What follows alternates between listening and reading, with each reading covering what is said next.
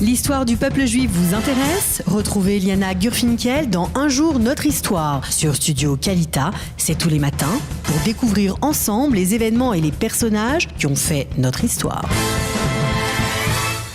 Eliana, bonjour. Nous avons quelques difficultés à entrer en contact avec le docteur Yohanan Manor, qui devait être notre invité ce matin, l'invité de la rédaction. J'espère qu'il sera en ligne. S'il nous écoute, en tout cas, il est invité à répondre au téléphone, aux sollicitations que nous lui envoyons. En attendant de pouvoir dialoguer avec Yohanan Manor, eh bien, nous sommes avec vous ce matin, Eliana, pour nous parler d'une figure, d'un grand sociologue qui est morte aujourd'hui. Il s'agit de David Émile Durkheim, plus connu sous le nom de Émile Durkheim. Voilà. Alors, parlez-nous. Alors, d'abord, j'aimerais dédier ce Un jour notre histoire à ma professeure d'économie et sociologie en première, qui nous parlait toujours de Émile Durkheim et qui avait l'habitude de dire fils et petit-fils de rabbin. Et je pense que c'est sur cette phrase « Bonjour Madame Gold » qu'on va continuer. En effet, Émile Durkheim appartient à une lignée de 8 générations de rabbins. Il est né le 15 avril 1858 à Épinal. Il est mort le 15 novembre 1917, donc à la date d'aujourd'hui, à Paris. C'est un sociologue français qui peut être considéré comme l'un des fondateurs de la sociologie moderne. Alors, il faut dire que, alors qu'il vient d'une longue lignée de rabbins, lui, il est agnostique, il refuse de devenir rabbin, il va rentrer à l'école normale supérieure où il va obtenir l'agrégation de philosophie en 1882. Quelque part, il a une double tradition culturelle. D'un côté, il a une tradition judaïque, de l'autre côté, une tradition classique. Il va devenir professeur et il va être chargé de cours de pédagogie et de sciences sociales à Bordeaux. Il va aussi, en tant que jeune agrégé, être envoyé en Allemagne et il va être extrêmement marqué en fait par le fonctionnement des universités allemandes et par les philosophes sociaux qui s'intéressent au rôle de l'État moderne. Il faut dire aussi que au moment de l'affaire Dreyfus, il décidera d'être un Dreyfusard, il soutiendra l'affaire Dreyfus. Alors, à Bordeaux, comme je vous ai dit un peu plus tôt, c'est là qu'il est chargé de cours et c'est là qu'il va commencer à rédiger ses ouvrages de sociologie et c'est là qu'il va donc rédiger ses livres les plus, s'il va publier ses œuvres les plus importantes, dont la division du travail social en 1893, les règles de la méthode sociologique en 1895, le suicide en 1897.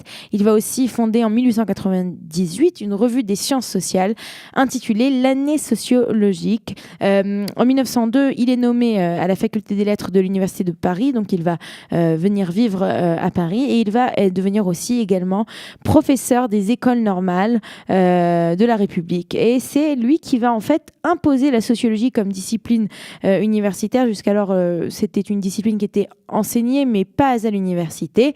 Et c'est là aussi qu'il va rédiger un autre livre très important, Les formes élémentaires de la vie religieuse, ainsi que plusieurs autres articles.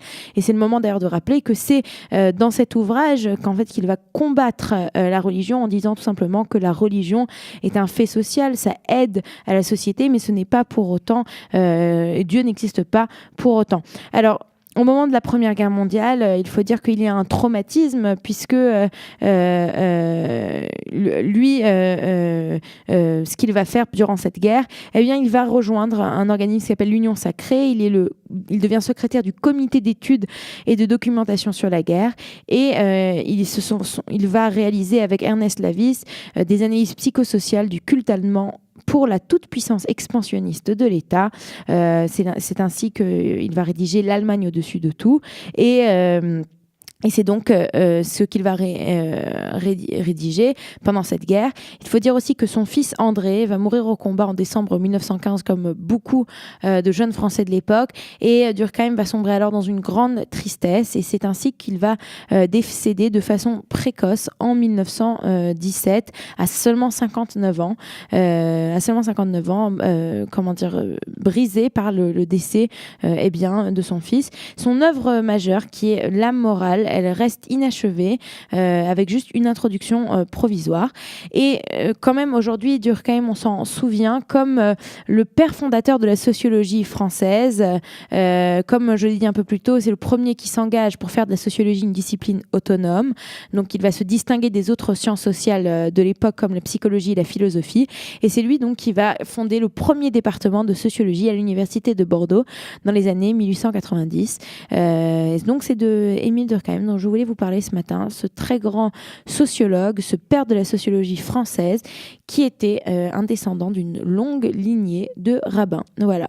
On va passer à la suite du programme. On va passer une petite musique et on retrouvera Daniel Haïk juste après. Vous aimez l'histoire juive ?